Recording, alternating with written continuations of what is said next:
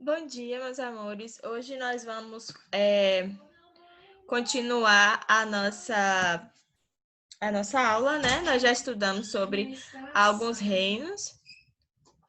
Agora, nós vamos dar início aí sobre o reino Fungi,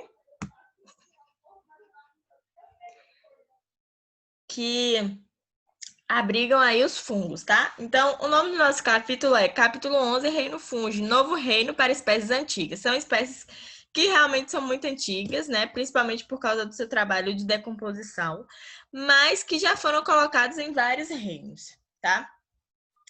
O reino Fungi nós já conhecemos muito, seja por conta do mofo, né? Ou do bolor, que a gente vê aí em alimentos, né? Que se a gente deixa fora da geladeira, se a gente deixa guardado por muito tempo, eles acabam pegando esse bolor. A gente pode observar também nas paredes da nossa casa, por questão da umidade, certo? E também os cogumelos, né? Que servem aí para alimentação, como por exemplo o champignon, que é muito colocado em pizza, em lasanha, tá?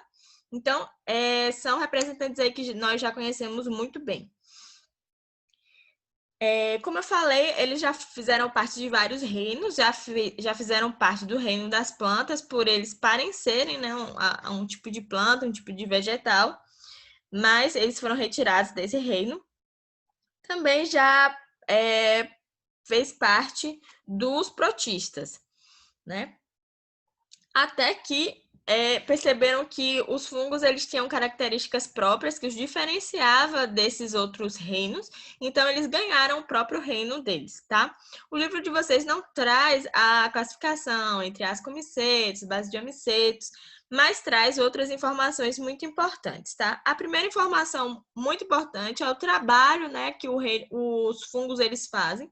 É um trabalho muito importante na natureza, que é o trabalho de decomposição da matéria orgânica. Nós sabemos que a cadeia alimentar, o equilíbrio, né, ecológico é muito importante para todos os seres vivos. Então, os fungos eles desempenham um papel muito importante na nossa cadeia alimentar, que é o papel de decompositor, certo? Dessa forma, gente, eles acabam enriquecendo o solo, né, de nutrientes e esses nutrientes vão para as plantas. Nós sabemos que as plantas elas são essenciais, né, para a nossa alimentação, também por questão da fotossíntese. Então, é uma forma de estar preservando o ambiente, certo? Eles podem afetar também as roupas da gente, né? Se a gente guardar ali por muito tempo. Que mais? Móveis, né? Como a gente já falou de alguns reinos, né? A gente já falou do reino Monera, a gente falou do reino Protista. Os animais, eles têm aí... os animais não, perdão. Os seres vivos, eles têm tanto benefícios como malefícios, né? Então, o reino Fungi, ele não foge a essa regra. Eu vou ter aí representantes desse reino que vai trazer benefícios e vou ter também representantes desse reino que vai trazer malefícios. A gente vai estudar também algumas doenças, né, causadas pelos fungos. A gente já estudou algumas viroses, já estudou algumas doenças bacterianas, né? Algumas doenças causadas por protozoário, também vai ter doenças causadas pelos fungos, certo? Então vamos lá, vamos conhecer aí os representantes desse reino. Gente, primeiramente eu coloquei aqui multicelulares e pluricelulares, isso na verdade é a mesma coisa, tá? Então tá errado. Na verdade, no lugar dessa palavra multicelulares, era para colocar unicelulares. Então, nesse reino, eu vou ter representantes que possuem tanto uma célula, como as leveduras, que é essa aqui de baixo, tá? E vou ter também representantes aí pluricelulares, como os cogumelos aqui, tá? Eles são eucariontes, ou seja, eles possuem, né, o núcleo ali delimitado por uma membrana chamada carioteca, né, um envelope nuclear. Eles são eucariontes. Os procariontes ficaram lá no reino Monera, certo? Eles são heterótrofos. Isso quer dizer o quê? Que eles não produzem o seu próprio alimento. E também eles têm uma importância econômica muito grande. Como a gente sabe, o fato deles serem heterótrofos, né, eu já falei anteriormente,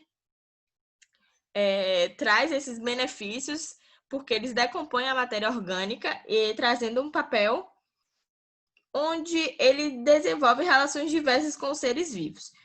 Eu vou ter aí, gente, fungos que fazem decomposição, vou ter fungos que têm uma relação de simbiose e também vou ter fungos que eles são parasitas. Então, eu tenho aí uma grande variedade, né? O que justifica eles terem um reino só para eles, certo? A gente vai falar um pouquinho também sobre essas relações mutualísticas aí dos fungos, tá? Os fungos, eles têm grande importância econômica, seja por alimento, né? A gente sabe aí que tem as leveduras, como essa daqui que a gente acabou de mostrar aqui na setinha. As leveduras, elas têm o processo aí de fermentação, o que vai me ajudar no pão, tá? Então, elas ajudam aí na fabricação de pão, na fabricação de cerveja, né? De algumas bebidas alcoólicas. Tem também o champignon. Gente, esse aqui é o champignon, tá? Eu peguei ele aqui na terra, ele é bem branquinho assim. Na conserva ele fica mais amarelado, né? Mas esse aqui é o champignon fresco mesmo, bem branquinho.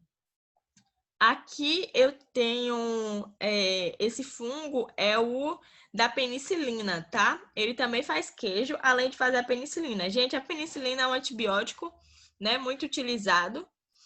Então, quer dizer, tia Liz, que se eu comer o fungo, eu não preciso tomar o remédio. Se eu comer o queijo, eu não preciso tomar remédio, não, tá?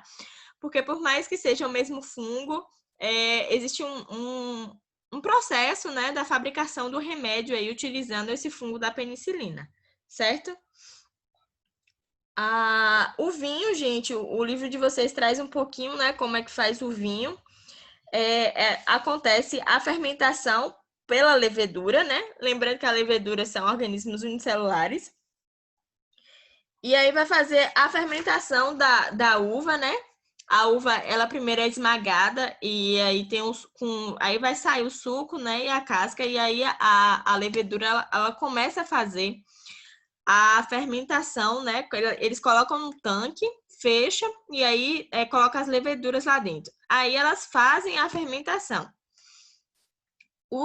Como a uva ela tem muito açúcar, esse açúcar ele vai ser convertido em energia e todo organismo vivo ele funciona por energia, certo? Então, como eu falei, a uva ela tem muito açúcar, é um ambiente assim extremamente maravilhoso para a levedura, porque muito açúcar vai dar muita energia para ela. Então, o resultado dessa energia que ela absorve, né, esse açúcar que ela converte em energia para ela libera o álcool etílico, tá? E gás carbônico, que aí vai transformar aquele suco de uva, né, aquelas uvas amassadas em vinho.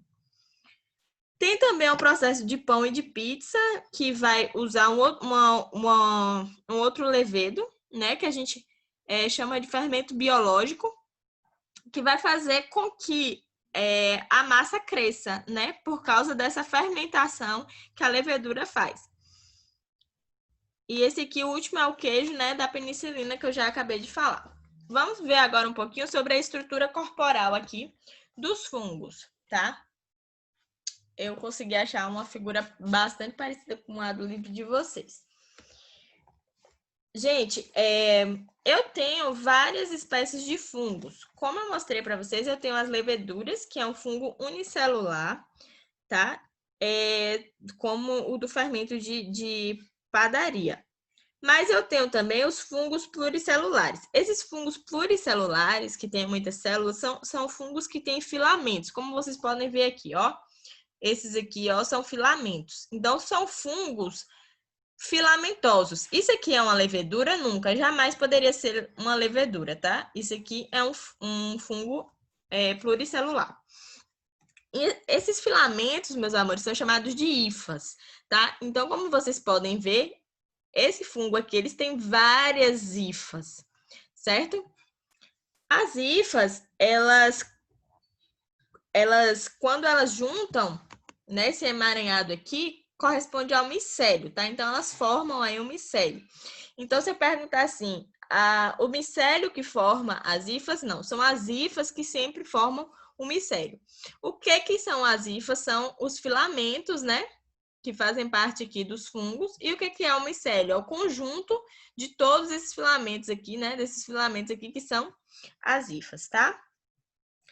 Essas hifas, elas são muito importantes, tá? Porque elas têm elas que fazem o crescimento aí do fungo. Então, o fungo nunca vai ser só esse aqui da parte de fora. Ele também vai ser dessa daqui, ó, da parte de dentro, tá? Então, não adianta, gente, a gente pegar um queijo, por exemplo, embolorado, tirar a parte ali, né, que teve o fungo e comer, porque, na verdade, eu tenho as hifas que tá dentro do queijo. Aquela parte ali que eu consigo ver é só a parte visível, certo?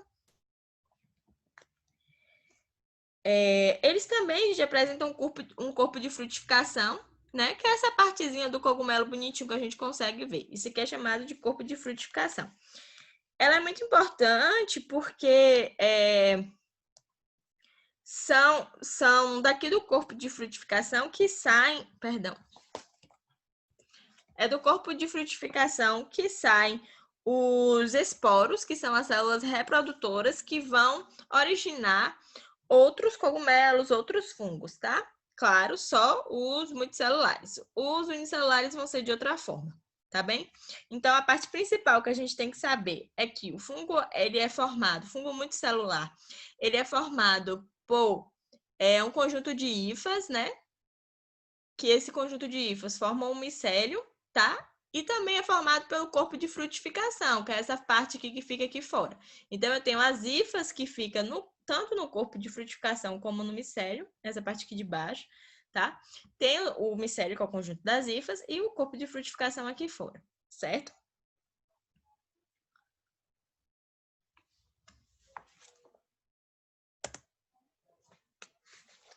Vamos lá, agora a gente vai falar um pouquinho sobre a nutrição. Como a gente sabe, os fungos, todos eles são heterotróficos, né? Ou heterótrofos, eles não fabricam o seu próprio alimento. Portanto, ele tem que pegar, né, de alguma coisa que já existe, tá?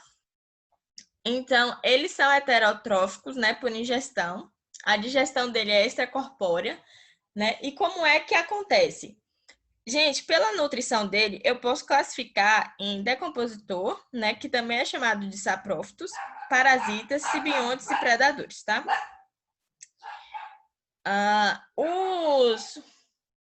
Os fungos, a digestão deles, gente, é feita por enzimas digestivas que são capazes de digerir o alimento, tá? Dos fungos. Então, como é que o fungo faz a digestão? Através das enzimas digestivas.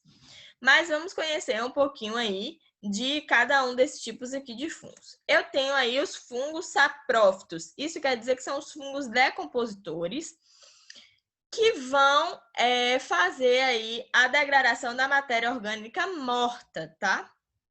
Esses daqui são os que fazem da matéria orgânica morta.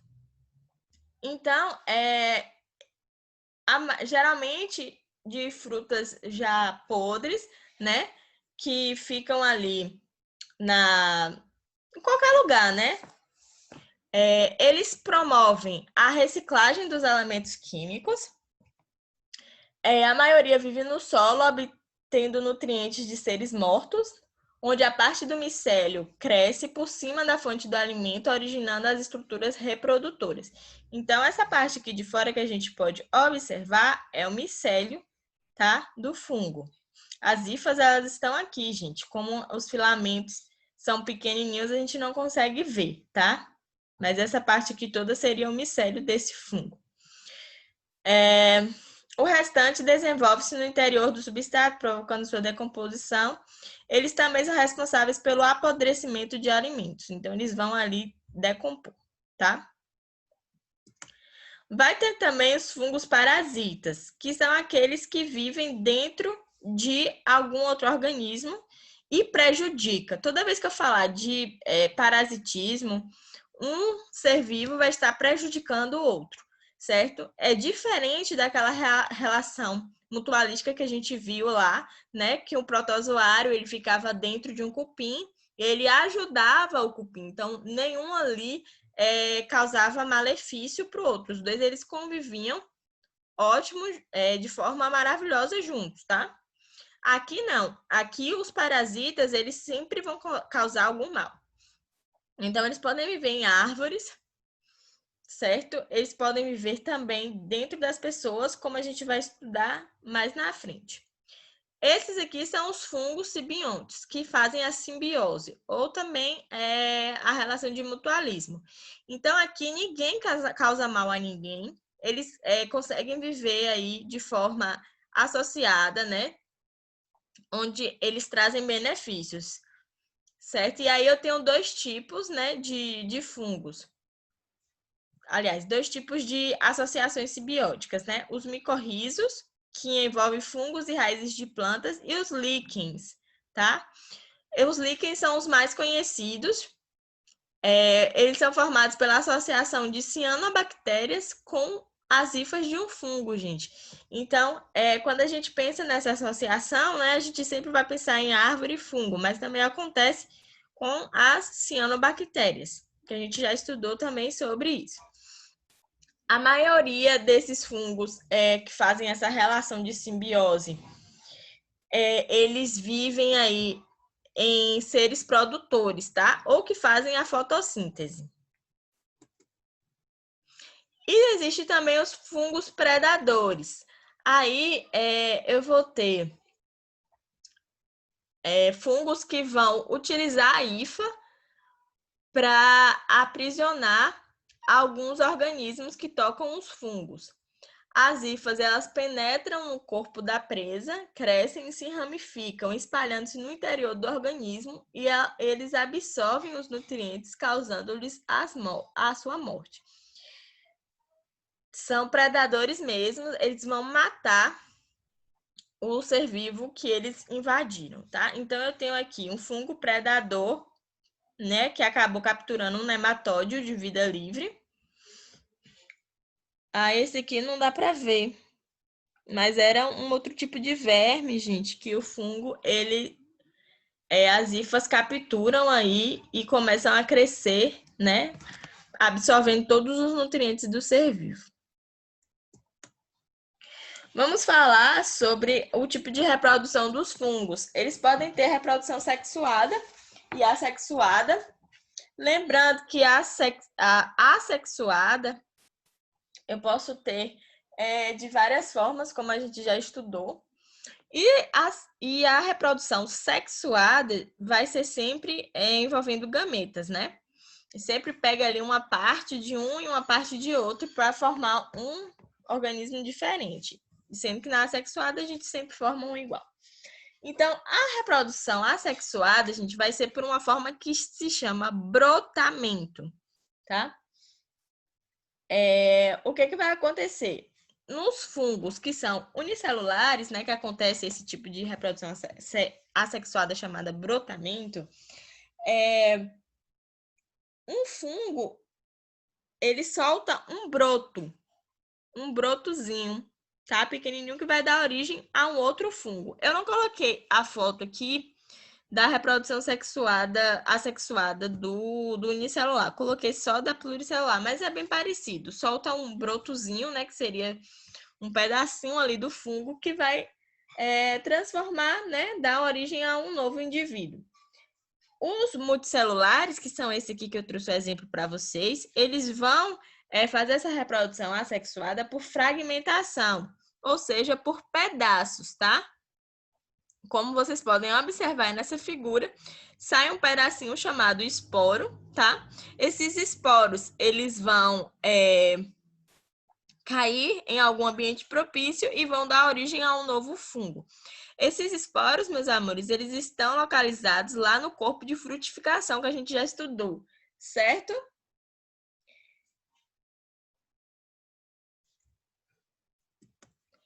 Na reprodução sexuada, gente, ela é muito complexa. Mas o livro de vocês trouxe de uma forma bem simplificada, né? Onde ele deixa claro que existem dois tipos de hifas, uma hifa positiva e outro tipo de hifa negativa. Então, quando há uma união aí da hifa positiva com a hifa negativa, vai vai acontecer ai, é que a palavra sumiu, gente, da minha cabeça, peraí. Vai gerar um zigoto, tá? Que é uma célula. E aí vai dar origem a um novo fungo, certo? Na reprodução sexuada. Então, eu tenho aí sempre uma hifa positiva com a hifa negativa, que gera um zigoto, que vai gerar um novo fungo, tá? Entenderam aí? A reprodução assexuada pode ser tanto por brotamento como por fragmentação. E a reprodução sexuada vai ter a hifa positiva, a hifa negativa, gera o zigoto, que é uma célula reprodutora, tá? Que vai dar origem a novos fungos. Nesse momento, vocês vão parar, dar pausa, fazer a atividade da página 149, 150 e 151. Mandar para mim e depois continuar essa aula, certo? Vamos lá estudar agora as doenças causadas por fungos. O livro de vocês trouxe poucas doenças, acho que só são 3. A gente vai falar um pouquinho sobre elas. Lembrando que, como nós já estudamos, as doenças causadas por vírus são chamadas de viroses, as doenças causadas por bactérias são chamadas de doenças bacterianas e as doenças causadas por fungos são chamadas de micose, certo? Eu tenho certeza que todo mundo já ouviu falar, né? Principalmente por causa do pé de atleta ou da micose mesmo, que aparece na pele, né, das pessoas e dá muita coceira. Mas vamos falar um pouquinho, né, sobre essas doenças. Elas são nocivas, né? Então, são fungos nocivos que causam mal ao nosso corpo. Primeiro, gente, eu tenho aqui a candidíase. Eu trouxe apenas figuras, né, de quando ela ataca a boca, tá? Mas ela pode atacar também os órgãos genitais, tanto de homem como de mulher. Não existe diferenciação em relação a sexo. Essas aqui foram as imagens mais tranquilas, assim, menos chocantes que eu encontrei, porque realmente a candidíase tem fotos bem feias, assim, né? Mas aqui também, gente, são pessoas que não tratam logo, precocemente, acaba deixando para depois. E aí chega em casos bem extremos, tá? Mas vamos falar um pouco sobre a candidíase. Ela é causada por um fungo do gênero Cândida. Desse fungo do gênero Cândida, existem várias espécies, tá? O livro de vocês traz que existem mais de 10 espécies desse fungo. E a que afeta os seres humanos é chamada de Cândida albicans. Ela pode aparecer por alguns fatores. Então, o que causa a candidíase? Muitas vezes, o uso de antibiótico por muito tempo causa candidíase. O etiolise, o uso de remédio faz mal. Gente, tudo em excesso faz mal, até o uso de remédio. Infelizmente, às vezes, as pessoas são acometidas por doenças bacterianas que são muito fortes e que tem que tomar antibiótico por muito tempo, tá? Para fazer o tratamento e conseguir matar a bactéria. E o fato de usar esses antibióticos por muito tempo pode trazer problemas na dentição e também problemas aí como a candidíase, né? Aumenta essa questão dos fungos. Então, o uso prolongado de antibióticos é um dos fatores que causam a candidíase. A gravidez também é um fator crucial, né, para o aparecimento de candidíase, além de diabetes. Para prevenir a candidíase, no caso, a que ataca os órgãos genitais, sempre utilizar preservativo em qualquer relação sexual, tá?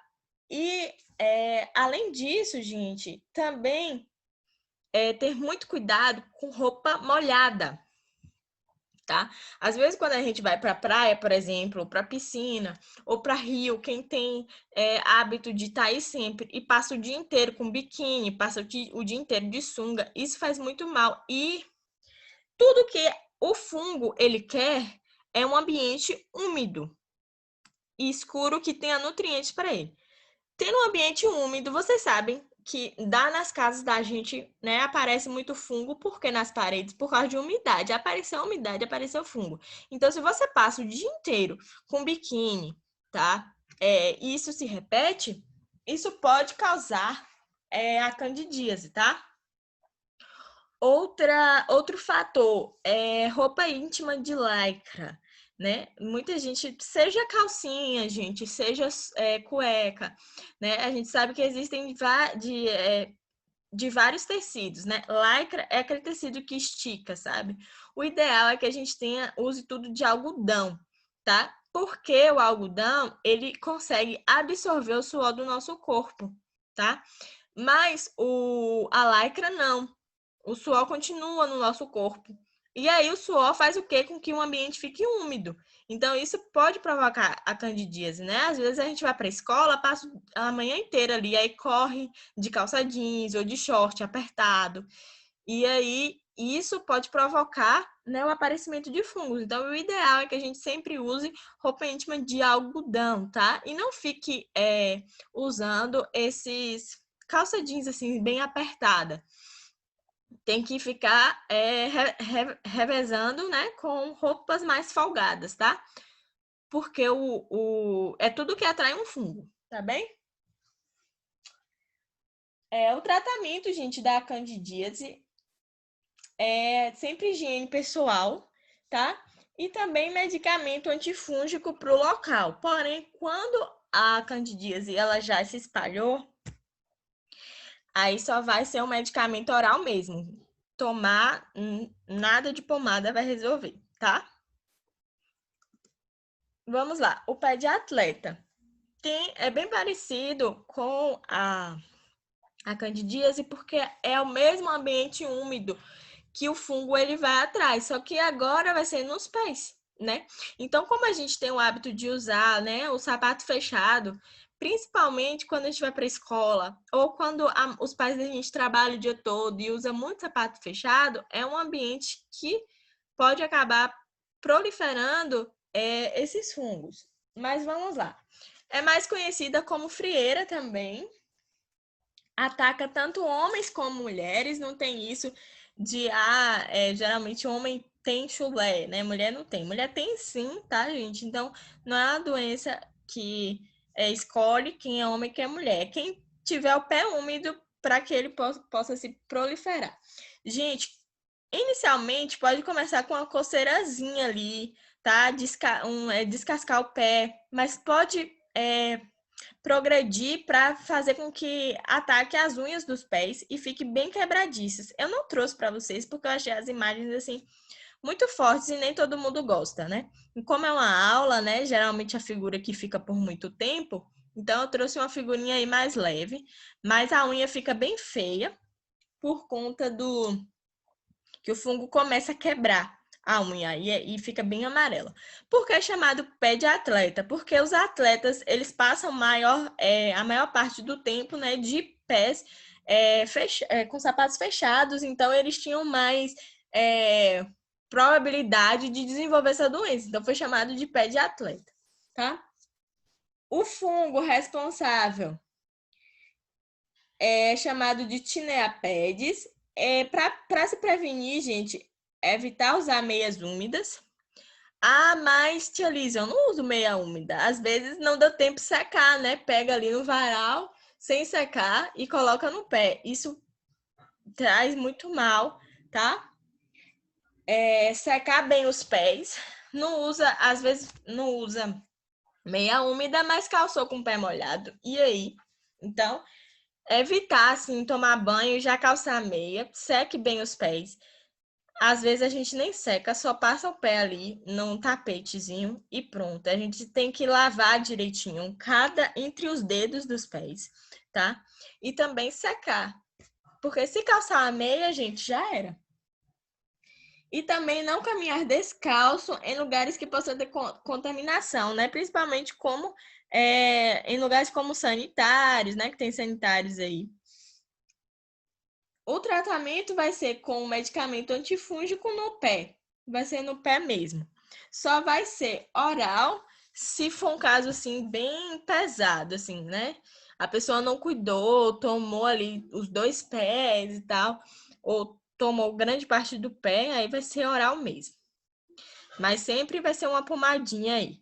Eu trouxe aí as figuras, como vocês podem ver, tá? Causa mau cheiro? Causa sim, né, gente? Porque se a pessoa teve frieira, é porque não tá tendo cuidado com os pés, tá? Sempre lembre de trocar a meia, não ficar usando a mesma meia 2, 3 vezes, não compartilhar a meia com ninguém, tá? Tem a sua própria meia, lave todos os dias, né? A gente tem que ter no mínimo 2 a 3 meias por conta da escola, tá? Pra nunca ficar usando a mesma meia, tá bem? E aí eu tenho a dermatite seborreica, que acredite é a caspa, tá? Só que aqui geralmente são aquelas caspas mais, como eu vou dizer assim, mais amareladas, são caspas assim, num sentido bem mais sério, tá? Como vocês podem ver aqui, são caspas bem maiores. Às vezes começa a irritar a pele local, a pele também fica vermelha. Então, são caspas bem pesadas. A caspa, gente, é um fungo, certo? Então, o ideal era que a gente lavasse cabelo dia sim, dia não. Assim como as outras doenças que eu falei, acomete tanto homem como mulher. Não tem isso que só tem mulher, não. O homem também tem caspa, né? Não é à toa que tem o Clear Man, porque homem também tem caspa, tá? Então, higienizar sempre o cabelo direitinho, nunca com a unha na hora de lavar o cabelo, sempre com a ponta dos dedos e fazer massagem, porque se você for com sua unha, você vai cortar o seu couro cabeludo e aí pode causar uma infecção, tá? Então, lave seu cabelo sempre com a ponta dos dedos massageando, nunca com a unha. Se você coçar também, vai ferir o seu couro cabeludo, a mesma coisa, vai poder infeccionar e é o paraíso ideal para os fungos, certo? Agora, atividade página 154 e 155. E a nossa aula vai ficando por aqui, meus amores. Beijinhos e até a próxima.